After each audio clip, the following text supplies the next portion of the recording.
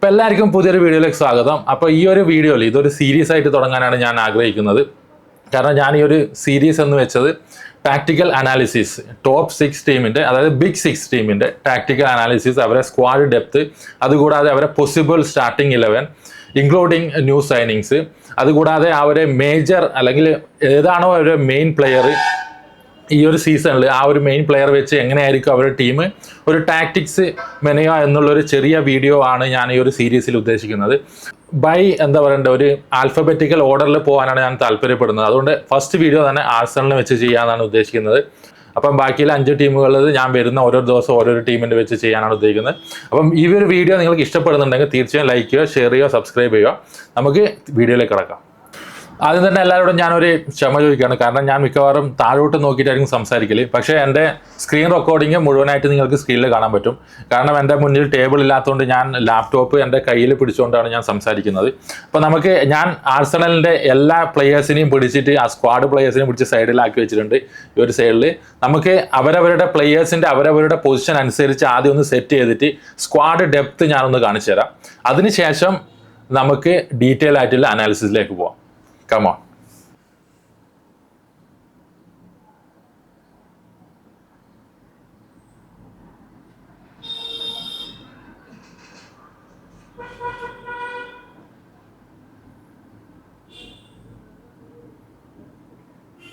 One eternity later. അപ്പം ഇതാണ് ആർസണലിൻ്റെ squad depth എന്ന് പറഞ്ഞാൽ. ഇപ്പം എനിക്ക് തോന്നുന്നു ചെൽസി കഴിഞ്ഞാൽ ഈ ലീഗിൽ ഏറ്റവും അടിപൊളി സ്ക്വാഡ് ഡെപ്തുള്ള പ്ലെയറാണ് ആർസണൽ. ഇപ്പം ഞാൻ എല്ലാ പ്ലെയേഴ്സിനും അവരവിടെ പ്രിഫേർഡ് പൊസിഷൻ അനുസരിച്ച് ഞാൻ ഈ ഒരു മാപ്പിൽ ഉൾപ്പെടുത്തിയിട്ടുണ്ട്. ഇപ്പോൾ ഞാൻ നെൽസനൊന്നും ഉൾപ്പെടുത്തിയില്ല. കാരണം നെൽസൺ എനിക്ക് തോന്നുന്നു വേറെ ഏതോ ടീമിലേക്ക് പോകാനുള്ള ഒരു റൂമേഴ്സൊക്കെ വരുന്നുണ്ട്. അപ്പം പുള്ളിക്കാരൻ എന്തായാലും ടീം വിട്ട് പോകായിരിക്കും. അഥവാ ഇല്ലെങ്കിൽ തന്നെ എനിക്ക് തോന്നുന്നില്ല സാക്ക, ഡോമാൻ, മധുവയ്ക്ക് ഒക്കെയുള്ള റൈറ്റ് വിങ്ങിൽ നെൽസനും കൂടി ഒരു ചാൻസ് കിട്ടാൻ വളരെ കുറവായിരിക്കും. അപ്പം നെൽസനെ ഞാൻ പിടിച്ച് പുറത്തിട്ടുണ്ട്. അപ്പോൾ ഈ ഒരു സ്ക്വാഡ് ഡെപ്ത് നിങ്ങൾക്കൊന്ന് ജസ്റ്റ് പോസ് ചെയ്തിട്ട് നിങ്ങൾക്കൊന്ന് കണ്ണോടിച്ച് വെക്കുക. അതിൽ എന്തെങ്കിലും തെറ്റുണ്ടെങ്കിൽ അല്ലെങ്കിൽ എൻ്റെ ഭാഗത്ത് എന്തെങ്കിലും ഒരു മിസ്റ്റേക്ക് വന്നിട്ടുണ്ടെങ്കിൽ കമൻറ്റ് സെക്ഷനിൽ രേഖപ്പെടുത്തുക. അപ്പോൾ ഈ ഒരു സ്ക്വാഡ് ഡെപ്ത് ഞാനിപ്പം എല്ലാ പ്ലെയേഴ്സിനും ബാക്കിയുള്ള ബെഞ്ചിലേക്ക് പോകാൻ സാധ്യതയുള്ള പ്ലെയേഴ്സിനൊക്കെ ബെഞ്ചിലിട്ട് അവസാനം എൻ്റെ ഒരു ഐഡിയയിലുള്ള സ്റ്റാർട്ടിങ് 11 എന്തായിരിക്കും എന്ന് ഞാൻ കാണിച്ചു തരാം. അതിനുശേഷം നമുക്ക് ജസ്റ്റ് ക്വിക്കായിട്ട് പോയിട്ടുള്ള ടാക്ടിക്സും അതിൻ്റെ ഒരു പൊസിഷനിങ്ങും ഞാൻ നിങ്ങൾക്കൊന്ന് കാണിച്ചു തരാം. അപ്പം ഇതാണ് 2025-2026 സീസണിലെ ആർസണലിൽ ഏകദേശം ഒരു 90% മത്സരങ്ങളിലും സ്റ്റാർട്ടിങ് ചെയ്യാൻ പോകുന്ന 11. അപ്പോൾ നമുക്ക് മനസ്സിലാവും അതിൽ Raya goal keeper, Gabriel, Saliba, Lewis Kelly, White, defensive midfield Zubimendi വരും. പിന്നെ ലെഫ്റ്റിൽ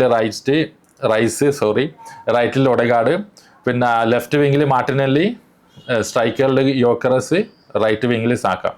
അപ്പം ഇതായിരിക്കും മിക്കവാറും ആർസണലിൻ്റെ സ്റ്റാർട്ടിംഗ് 11 എന്ന് പറഞ്ഞാൽ. അപ്പോൾ ഇതൊരു 4-3-3 ഫോർമേഷനാണ്. ഏകദേശം എല്ലാ കളിയിലും മിക്കവാറും ഈ ഒരു പൊസിഷൻ ഫോർമേഷൻ തന്നെയായിരിക്കും ആർട്ടേറ്റ ഫോളോ ചെയ്യാനും പോകുന്നത്. അപ്പോൾ ഇതായിരിക്കും നമ്മളെ പേപ്പറിൽ വരുന്ന ഒരു ഫോർമേഷൻ എന്ന് പറയുന്നത്. പക്ഷെ നമ്മൾ കളി തുടങ്ങിക്കഴിഞ്ഞാൽ ഫോർമേഷൻ എങ്ങനെയായിരിക്കും എന്ന് നമുക്കൊന്ന് നോക്കാം. അപ്പോൾ കളി തുടങ്ങിക്കഴിഞ്ഞാൽ ഒബ്വിയസ്ലി ആർസണലിൻ്റെ ബാക്ക് കുറച്ച് കയറി നിൽക്കും. അതുകൂടാതെ അവരെ 2 സെൻറ്റർ ബാക്കും കയറിയിട്ടുണ്ടാവും. റൈസ് കുറച്ചുള്ളിലോട്ട് പോവും, ഒഡെഗാർഡ് കുറച്ചുള്ളിലോട്ട് പോവും. അതുകൂടാതെ സാക്ക കുറച്ച് വൈഡ് വരും, മാർട്ടിനെല്ലിയും കുറച്ച് വൈഡ് വരും. യോക്കറസ് ആയിരിക്കും അവരെ ഏറ്റവും മെയിനായിട്ടുള്ള പ്ലെയർ എന്ന് പറഞ്ഞാൽ ഈ ഒരു സിസ്റ്റത്തിൽ. കാരണം കഴിഞ്ഞ ഒരു സീസൺ നോക്കിക്കഴിഞ്ഞാൽ യോക്കറസിന് അവർ മെയിനായിട്ട് സൈൻ ചെയ്ത് തന്നെ അവർക്ക് ആ ഒരു സ്ട്രൈക്കർ പൊസിഷനിൽ നിന്ന് പ്രതീക്ഷിച്ച ഗോള് കിട്ടാത്തതുകൊണ്ടാണ്.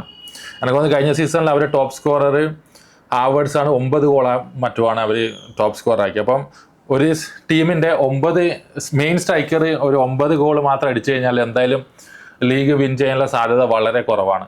അപ്പം യോക്കറസിൽ നിന്നും അവർ പ്രതീക്ഷിക്കുന്നത് ഏകദേശം ഒരു 15 മുതൽ 20 ഗോളുകളായിരിക്കും. അങ്ങനെ യോക്കറസിന് 15 മുതൽ 20 ഗോളുകൾ ആർസണലിന് കൊടുക്കാൻ പറ്റിയാൽ എന്തുകൊണ്ടും ആർസണൽ ഇപ്രാവശ്യം എന്താ പറയണ്ടത് നെക്ക് ടു നെക്ക് ആയിരിക്കും ലിവർപൂളായിട്ടും അല്ലെങ്കിൽ സിറ്റി ആയിട്ടും ചെൽസി ആയിട്ടും ഏത് ടീം ഏതായാലും.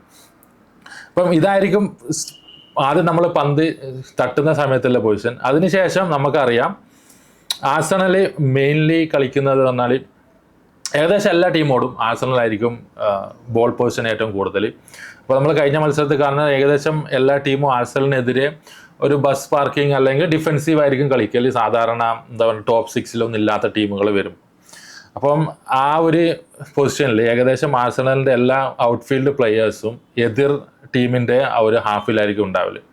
അങ്ങനെ വരുമ്പോൾ നമ്മളെ ഫോർമേഷൻ കുറച്ചും കൂടി മാറും. അതായത് സുബിമെൻഡി കുറച്ച് കയറും, റൈസ് കുറച്ചുള്ളിലോട്ട് വരും, അതുകൂടാതെ ഒഡഗാർഡ് കുറച്ചുള്ളിലോട്ട് കയറും, സാക്ക, മാർട്ടിനെല്ലി, ലൂയിസ് കെല്ലി. മിക്കവാറും ലൂയിസ് കെല്ലി നമ്മൾ അധികം മത്സരത്തിൽ കണ്ടിട്ടുണ്ട്. ലൂയിസ് കെല്ലി അധികം ഇങ്ങനെ ഓവർലാപ്പ് ചെയ്ത് കളിക്കാതെ ലൂയിസ് കെല്ലി അധികം ഇങ്ങനെ ഓവർലാപ്പ് ചെയ്യുന്ന ഒരു പ്ലെയറാണ്. അപ്പോൾ ലൂയിസ് കെല്ലി കുറച്ച് ഉള്ളിലോട്ട് കയറി വരും, വൈറ്റ് കുറച്ച് ഇങ്ങോട്ട് കയറി വരും, അതുകൂടാതെ അവരെ മഗാലസ്, സലീബ. അപ്പം ഇതായിരിക്കും സാധാരണ അവരെ കൈമിൽ ബോൾ പൊസിഷൻ ഉണ്ടാകുന്ന സമയത്ത് ആഴ്സണലിൻ്റെ ഒരു ഫോർമേഷൻ എന്ന് പറഞ്ഞാൽ. നമുക്കറിയാം യോക്കറസ് എന്ന പ്ലെയർ ബേസിക്കലി പറഞ്ഞാൽ ടിപ്പിക്കൽ ബോക്സ് പ്ലെയറാണ്. അപ്പോൾ പുള്ളിക്കാരൻ്റെ ടാക്ടിക്സ് കഴിഞ്ഞ സീസണിലെ ടാക്ടിക്സ് നോക്കിക്കഴിഞ്ഞാൽ ഇതാണ് യോക്കറസിൻ്റെ കഴിഞ്ഞ സീസണിലെ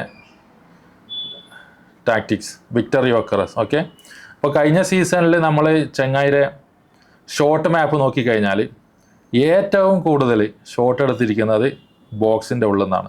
2-3 ഷോട്ട് മാത്രമേ പുള്ളിക്കാരൻ ബോക്സിൻ്റെ പുറത്തുനിന്നുള്ളൂ. ബാക്കി ഓഫ് ടാർഗറ്റ് ഷോട്ട് നോക്കിക്കഴിഞ്ഞാലും പുറത്തുനിന്ന് കുറവാണ്. പക്ഷെ ഉള്ളിൽ കയറി കഴിഞ്ഞാൽ ഉള്ളിലെ ബോക്സിൽ ഏകദേശം എല്ലാ സ്ഥലത്തുനിന്നും ഷോട്ടാണ്. ചങ്ങായി 39 ഗോൾ അടിച്ചതിൽ 1, 2, 3 ഗോളുകൾ മാത്രമാണ് out of the box goal അടിച്ച് കയറ്റിയത്. അപ്പോൾ നമ്മൾ ചങ്ങായിരെ പോസ്റ്റിലേക്ക് എങ്ങനെ അടിച്ചിട്ട് നോക്കിയാൽ ഇതാണ് പോസ്റ്റിൻ്റെ ചിഹ്നം. അപ്പോൾ പോസ്റ്റിലേക്ക് എല്ലാ ഭാഗത്തേക്കും ഗോൾ അടിച്ച് കയറ്റിയിട്ടുണ്ട്. അതായത് top left, top right, bottom left, bottom right, middle, എല്ലാ പൊസിഷനിലേക്കും ചങ്ങായി ഗോൾ അടിച്ച് കയറ്റിയിട്ടുണ്ട്. അപ്പം ആ ഒരു ഇത് നോക്കിക്കഴിഞ്ഞാൽ യോക്കറസ് എന്ന പ്ലെയർ ആയിരിക്കണം ഈ ഒരു ആഴ്സണൽ ടീമിൻ്റെ മുഖ്യ എന്താ പറയുക ടാർഗറ്റ് എന്ന് പറഞ്ഞാൽ, അതായത് പ്ലെയേഴ്സിന്. എസ്പെഷ്യലി നമ്മൾ സാക്കയുടെ ഇത് കഴിഞ്ഞാൽ നമ്മൾ സാക്കയ്ക്ക് മിക്കവാറും ഈ ഒരു പൊസിഷനിൽ കളിക്കാൻ സാധ്യത കുറവാണ്. കാരണം സാക്ക ഇങ്ങോട്ട് കയറി വന്ന് ഈ ഒരു ബോക്സിൻ്റെ ഇവിടെ ഇത് ഒക്യുപ്പൈ ചെയ്ത് കഴിഞ്ഞാൽ, മാർട്ടിനെല്ലി ഇവിടെ ഒക്യുപ്പൈ ചെയ്ത് കഴിഞ്ഞാൽ യോക്കറസിന് ഒരു ഫ്രീഡം കിട്ടാനുള്ള സാധ്യത വളരെ കുറവാണ്. അപ്പം മിക്കവാറും ഈ ഒരു സീസണിൽ സാക്ക കുറച്ച് ഇറങ്ങിയാലും അതേപോലെ മാർട്ടിനെല്ലി കുറച്ച് ഇറങ്ങിയും യോക്കറസിന് ഈ ഒരു ഏരിയ ഫുള്ള് സ്വന്തം ഫ്രീ ആയിട്ട് വിടുക എന്ന് പറയല്ലോ സ്ട്രൈക്കറാണ്. ഫ്രീ ആയിട്ട് അങ്ങ് ഇറങ്ങിയിട്ട് പുള്ളിക്കാരൻ്റെ ഇഷ്ടത്തിന് കളിക്കും. അങ്ങനെയുള്ള ഒരു സ്ട്രൈക്കറാണ് യോക്കറസ്. അപ്പം ആർട്ടേറ്റ മിക്കവാറും ഈ ഒരു ഫോർമേഷൻ ആയിരിക്കും ഒരു ആഴ്സണൽ പ്ലേ ചെയ്ത് കഴിഞ്ഞാൽ മാറാൻ വേണ്ടി പോകുന്നത്. അപ്പോൾ നമുക്കിവിടെ നോക്കിക്കഴിഞ്ഞാൽ എല്ലാം ഈ ഒരു മിഡ്ഫീൽഡ് സുബിമെൻഡി, ഒഡഗാർഡ്, റൈസ്. ഈ സുബിമെൻഡിൻ്റെ പൊസിഷൻ ഭയങ്കര ക്രൂഷ്യലാണ്. അതുകൂടാതെ വൈറ്റിൻ്റെയും ലൂയിസ് കെല്ലിൻ്റെയും പൊസിഷൻ ഭയങ്കര ക്രൂഷ്യലാണ്. അത് ഞാൻ എന്തുകൊണ്ടെന്ന് പറഞ്ഞുതരാം. അപ്പം അറ്റാക്കിംഗ് വൈസിൽ ആഴ്സണലിൻ്റെ ഫോർമേഷൻ മിക്കവാറും ഇങ്ങനെ ആയിരിക്കും. അപ്പം മെയിനായിട്ട് ശ്രദ്ധിക്കുക, ഈ ഒരു ഫോർമേഷനിൽ 100% പോയിന്റ് ഓഫ് കോണ്ടാക്ട് എന്ന് പറയുന്നത് യോക്കറസ് ആണ്. എന്ത് തന്നെ വന്നാലും ആർക്ക് ബോൾ കിട്ടിയാലും, ഒഡഗാർഡിനോ സാക്കക്കോ മാർട്ടിനെല്ലിക്കോ റൈസിനോ ആർക്ക് ബോൾ കിട്ടിയാലും ത്രൂ ബോൾ ആർക്ക് ബോൾ കിട്ടിയാലും ഫീഡ് ചെയ്യേണ്ടത് യോക്കറസിനായിരിക്കും, റൈസെന്നും മാർട്ടിനെല്ലി ആരായാലും. അപ്പോൾ ബിക്കോസ് യോക്കറസ് ഈ ഒരു സീസണിൽ കപ്പ് നേടിക്കൊടുക്കാൻ ആഴ്സണലിൽ കെൽപ്പുള്ള ഒരു പ്ലെയറാണ്. ചെങ്ങായിക്ക് ചെങ്ങായിയുടെ പ്രീവിയസ് സീസൺ, പോർച്ചുഗൽ സീസൺ, ആ ഒരു സീസണിൽ എങ്ങനെയാണ് പെർഫോം ചെയ്യാൻ പറ്റിയത്, അത് ചെയ്യാൻ പറ്റിയാൽ ആഴ്സണലിന് ബിഗ് ചാൻസ് ആണ്. അപ്പം ആഴ്സണലിൽ എല്ലാം കൊണ്ടും ഈ ഒരു ഫോർമേഷനിൽ യോക്കറസിനെ ഫോക്കസ് ചെയ്തിട്ടായിരിക്കും കളിക്കൽ. പക്ഷേ ഈ ഒരു ഫോർമേഷന് ഒരു ചെറിയൊരു എന്താ പറയുക നെഗറ്റീവ് ഇതുണ്ട്. കാരണം നമ്മൾ പിറകോട്ട് എടുത്തു കഴിഞ്ഞാൽ, കാരണം നമ്മൾ 2 ബാക്കുകൾ നോക്കിക്കഴിഞ്ഞാൽ ലൂയിസ് കെല്ലി മിക്കവാറും ഈ ഒരു പൊസിഷനിലാണ് ലൂയിസ് കെല്ലി കളിക്കാൻ സാധ്യത കൂടുതൽ. സ്റ്റാർട്ടിങ് ചെയ്ത് തുടങ്ങിക്കഴിഞ്ഞ് ഇങ്ങനെ വന്ന് ഇങ്ങനെ കളിക്കും. അതാണ് ലൂയിസ് കെല്ലിയുടെ മിക്കവാറും പൊസിഷൻ ലൂയിസ് കെല്ലിയുടെ ഇങ്ങനെ ഉണ്ടാവാനാണ് സാധ്യത ഈ ഒരു പൊസിഷനിൽ. അതേപോലെ വൈറ്റും കുറച്ച് ഇങ്ങോട്ട് കയറി വരും. പക്ഷെ ഒരു പ്രശ്നം എന്തെന്ന് വെച്ചാൽ, നമ്മൾ കഴിഞ്ഞ സീസണിൽ ലിവർപൂളിനോടുള്ള മത്സരം നമ്മൾ കണ്ടിട്ടുണ്ടായിരുന്നു. അതായത് സാല ഗോൾ അടിച്ചിട്ടുണ്ടായിരുന്നു കൗണ്ടറിൽ. അതുകൂടാതെ അവസാന മിനിറ്റിൽ നമ്മൾ അലക്സാണ്ടർ ആർണോൾഡ് അടി പോസ്റ്റിൽ അടിച്ചിട്ട് പോകാൻ നമ്മൾ കണ്ടിട്ടുണ്ടായിരുന്നു. അത് വന്നത് ഇവരെ ബാക്കുകൾ ഓവറായിട്ട് കയറി കളിച്ചുകൊണ്ടാണ്. ആ ഒരു ഇത്രയും പൊസിഷൻ ഇങ്ങനെ വൈഡായിട്ട് ഓപ്പൺ ആയിട്ട് ഇങ്ങനെ കയറി നിൽക്കുകയാണ് ഇത്രയും പൊസിഷൻ. അപ്പം ഈ ഒരു പൊസിഷനിലേക്ക് ബോൾ കൊടുക്കുക, അല്ലെങ്കിൽ ഈ ഒരു പൊസിഷനിലേക്ക് ബോൾ കൊടുത്താൽ എതിർ ടീം അപ്പോൾ അവർക്ക് കവർ ചെയ്താൽ ഭയങ്കര ബുദ്ധിമുട്ട്. എസ്പെഷ്യലി നമ്മൾ സാലേനൽ പോലുള്ള നല്ല കിഡിലൻ റൈറ്റ് വിങ് കളിക്കുന്ന പ്ലെയേഴ്സ് ഉണ്ടെങ്കിൽ ഈ ഒരു പൊസിഷനിൽ ഇങ്ങനെ കയറി വരും, അല്ലെങ്കിൽ ലെഫ്റ്റ് സൈഡിൽ നല്ല വിങ് ഉണ്ടെങ്കിൽ ഈ ഒരു പൊസിഷനിൽ കയറി വരും. അങ്ങനെ ഒരു പ്രശ്നം ഈ ഒരു ഫോർമേഷനിൽ കഴിഞ്ഞ സീസണിൽ നമ്മൾ കുറച്ച് കണ്ടിട്ടുണ്ടായിരുന്നു. നല്ല ടീമോട് കളിക്കുമ്പോൾ, എസ്പെഷ്യലി ലൈക്ക് ലിവർപൂൾ അല്ലെങ്കിൽ മാഞ്ചസ്റ്റർ സിറ്റിയോടൊക്കെ കളിക്കുമ്പോൾ ഈ ഒരു ഫോർമേഷനിൽ കളിച്ചാൽ കുറച്ച് ഒരു ബുദ്ധിമുട്ടായിരിക്കും. പക്ഷേ ബാക്കിയുള്ള ടീമിനോടൊക്കെ, ബാക്കി എന്താ പറയണ്ടേ, ഒരു ടോപ്പ് 8 അല്ലെങ്കിൽ 10 പുറത്തുള്ള ടീമിനോടൊക്കെ കളിക്കുമ്പോൾ അവർ ഏകദേശം എല്ലാം ഡിഫെൻസീവ് മൈൻഡഡ് കളിക്കുന്നവരാണ്. അപ്പം നമുക്ക് തോന്നുന്ന ഏകദേശം ബസ് പാർക്ക് ചെയ്യുക എന്ന് പറയുന്നില്ല, ആ ഒരു ഫോർമേഷനിൽ കളിക്കും. അപ്പം വലിയ ബുദ്ധിമുട്ടുണ്ടാവില്ല. പക്ഷെ നല്ല ടീമോട് കളിക്കുമ്പോൾ ഈ ഒരു ഹൈ പ്രസ്സിങ്, ഒരു ഫീൽഡിലേക്ക് കയറി കളിക്കുന്ന ഈ ഒരു ഫോർമേഷൻ കുറച്ച് ആഴ്സണലിന് കുറച്ച് ബുദ്ധിമുട്ടുണ്ടാക്കും.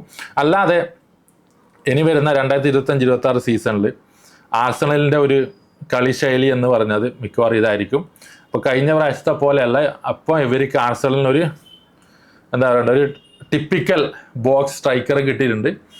അപ്പം ചെറിയ ഒരു പ്ലേ മേക്കിങ്ങിൽ ചെറിയൊരു ഡിഫറൻസ് വരാൻ സാധ്യതയുണ്ട്. കാരണം അവർ എല്ലാവർക്കും യോക്കറസിനെ ഫോക്കസ് ചെയ്തിട്ടായിരിക്കും ആ ഒരു ഫൈനൽ തേർഡിൽ കളിക്കേണ്ടി വരല്.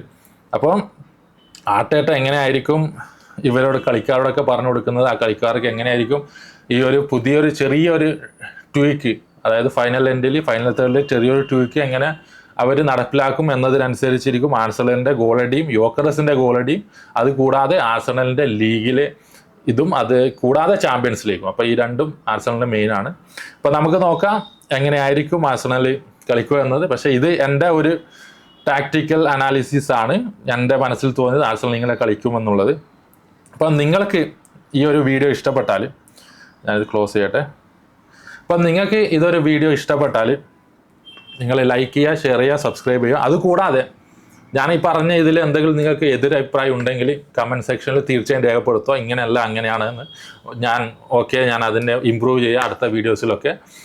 അപ്പോൾ ഇത് ആദ്യത്തെ ഒരു സീരീസിലെ ആദ്യത്തെ പാർട്ടാണ്. ഇനി ഒരു 5 വീഡിയോയും കൂടി വരുന്നതാണ്, ബാക്കിയുള്ള 5 ബിഗ് ടീമിനെ വെച്ചിട്ട്. അപ്പം വീഡിയോ ഇഷ്ടപ്പെട്ടാൽ തീർച്ചയായും കമൻറ്റ് സെക്ഷനിൽ രേഖപ്പെടുത്തണം. അപ്പോൾ അടുത്ത വീഡിയോയിൽ കാണുന്നത് വരെ എല്ലാവർക്കും താങ്ക് യു.